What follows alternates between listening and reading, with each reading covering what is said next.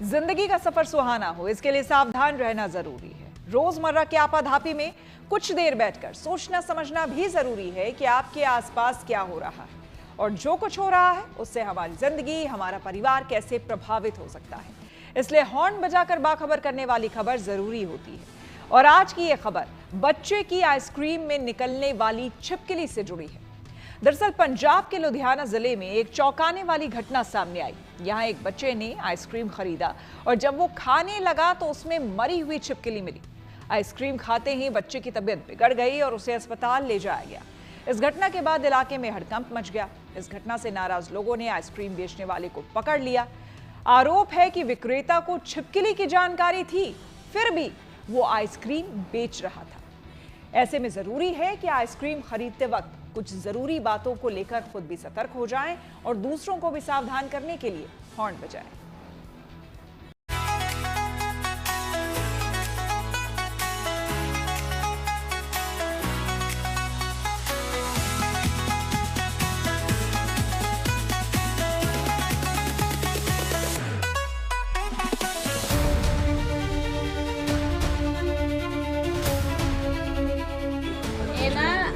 Ice cream 2 मुंडा लिया था। लेने के बाद में उसमें से छिपकली आई। मुंडा लेकर खोली में आया, मैंने दिखाया, कहा देखो ये है कि छिपकली इसमें। तो मैं बोले कि क्या गली है, कहते छिपकली। मैं देखी साफ छिपकली आई। मैं इन्हों बोले क्या आइसक्रीम बेचना नहीं है।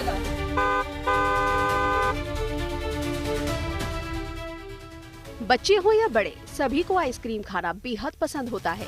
गर्मी के मौसम में तो लोग जमकर आइसक्रीम खाते हैं, लेकिन अगर उसी आइसक्रीम में छिपकली मिल जाए तो क्या होगा? लुधियाना में कुछ ऐसा ही हुआ। वहाँ आइसक्रीम में छिपकली मिलने के बाद से हंगामा हो गया। दरअसल यहाँ एक 7 साल के बच्चे ने गली में आए आइसक्रीम वाले से 2 चोकोबार कुल्फी खरीदी और बच्चा जब आइसक्रीम खा रहा था तभी उसे कटोरी में छिपकली नजर आई और उसने तुरंत अपने घर वालों को बताया। आइसक्रीम में छिपकली को देखते ही हड़कंप मच गया। एक आइसक्रीम वाला आइसक्रीम गली में बेचने आया। छोटे बच्चे ने आइसक्रीम ली और उस आइसक्रीम के बीच में से ये छिपकली निकली। ये देखो, बच्चा अभी मौजूदा हॉस्पिटल में पहुंचाया गया है। अभी बच्चे की जो कंडीशन है वो आपको बाद में बताएंगे। अभी यहाँ के मोहल्ले वाले के जो है आपको बताते हैं। किधर गए बहन जी? आपका बेटा है? बच्चा किसका है? बच्चा हमारा पोता है। इनका पोता है बहन जी का। तो क्या हुआ था मतलब ये ना आइसक्रीम 2 मुंडा लिया था। लेने के बाद में उसमें से छिपकली आई। मुंडा लेकर खोली में आया, मैंने दिखाया, कहा देखो ये है कि छिपकली इसमें। तो मैं बोले कि क्या गली है, कहते छिपकली। मैं देखी साफ छिपकली आई। मैं इन्हों बोले क्या आइसक्रीम बेचना नहीं है। तो बोलता नहीं हम बेचेंगे नहीं, मालिक के पास सीधे जाएंगे। मना करे, मना करने के बाद फिर गए 4-5 गली ये आइसक्रीम बेच दिए। फिर मैं फड़ के मुँह लिया, यहाँ पे बांध कर रखी। छिपकली निकलने के बाद ही बेच। हाँ जी। घटना के बाद स्थानीय लोगों ने आइसक्रीम विक्रेता को पकड़ लिया। हालांकि विक्रेता ने अपना बचाव करते हुए कहा कि आइसक्रीम कंपनी से पैक होकर आती है, लेकिन हैरानी तो तब हुई कि आइसक्रीम में छिपकली मिलने के बाद भी वो उसे बेचता रहा, जिसके बाद स्थानीय लोगों ने उसे दोबारा पकड़ लिया। मामले की जानकारी सामने आने के बाद स्वास्थ्य विभाग हरकत में आया और आइसक्रीम के सैंपल लेकर जांच के लिए भेज दिए गए। ऐसे में सवाल है कि आइसक्रीम खरीदते वक्त किन बातों का ख्याल रखना चाहिए। गुड न्यूज टुडे के संवाददाता ने इसे खाद्य विभाग के सहायक आयुक्त से जानने की कोशिश की।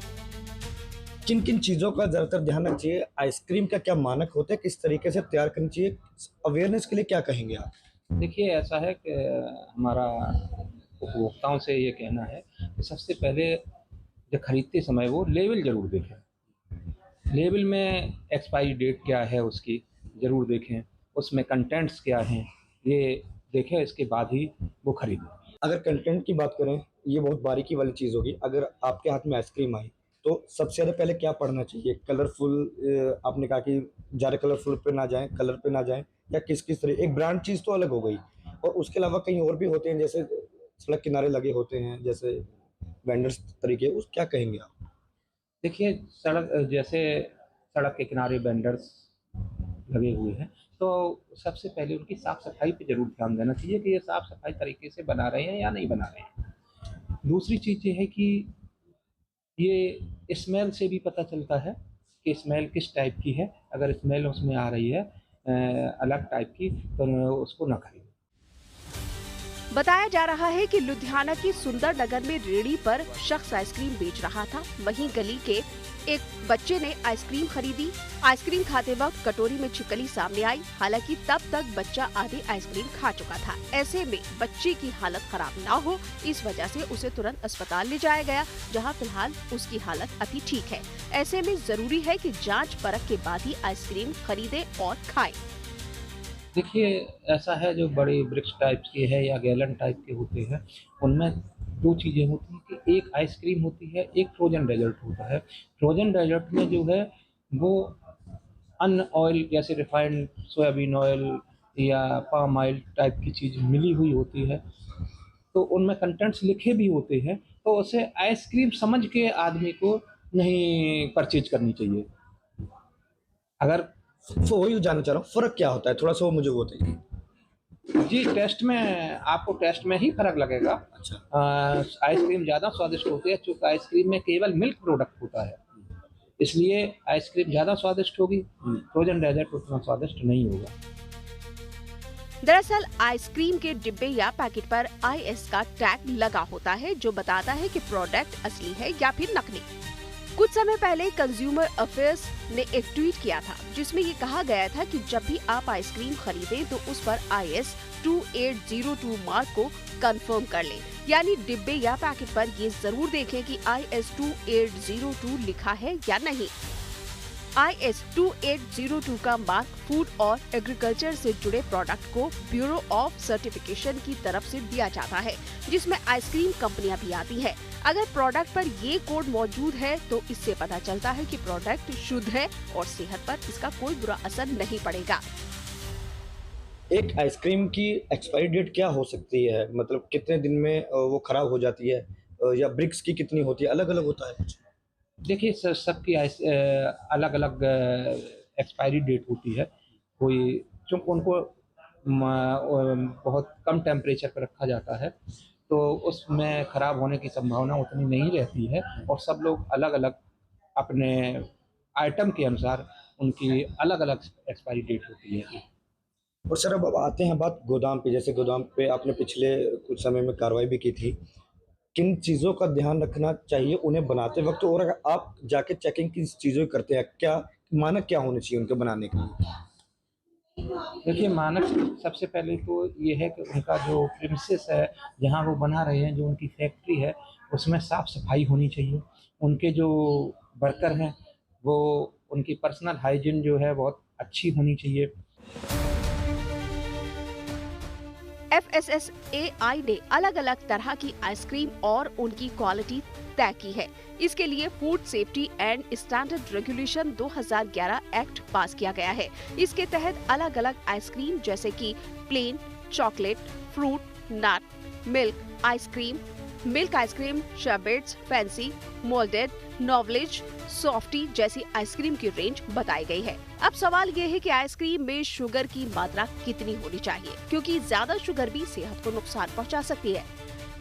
प्लेन आइसक्रीम लेने से पहले ये जरूर चेक कर लें कि उसमें कलर और फ्लेवर की मात्रा आइसक्रीम की कुल मात्रा से 5% से कम होनी चाहिए। प्लेन आइसक्रीम में वनीला, कॉफी, मैपल और कैरमल आइसक्रीम आती है। इसी तरह जब चॉकलेट आइसक्रीम लेते हैं तो इसमें चॉकलेट या कोकोआ की मात्रा जरूर देखें। ऐसी आइसक्रीम में चीनी की मात्रा ज्यादा हो सकती है। 16 से 17% तक शुगर और 2.5 से 3.5% तक कोकोआ और स्टेबलाइजर की मात्रा हो सकती है। इसमें चोकोबार आइसक्रीम का नाम है और चोको चिप्स भी इसी में आती है। जाहिर है गर्मी में आइसक्रीम की खपत काफी ज्यादा बढ़ जाती है और हर कोई आइसक्रीम खाने का शौक भी रखता है, लेकिन इस बीच आइसक्रीम बनाने वाली फैक्ट्रियों में साफ सफाई को लेकर सवाल उठते रहे हैं। ऐसे में जरूरी है कि आइसक्रीम खरीदते वक्त कुछ जरूरी बातों को लेकर खुद सतर्क हो जाएं और दूसरों को भी सावधान करने के लिए हॉर्न बजाएं।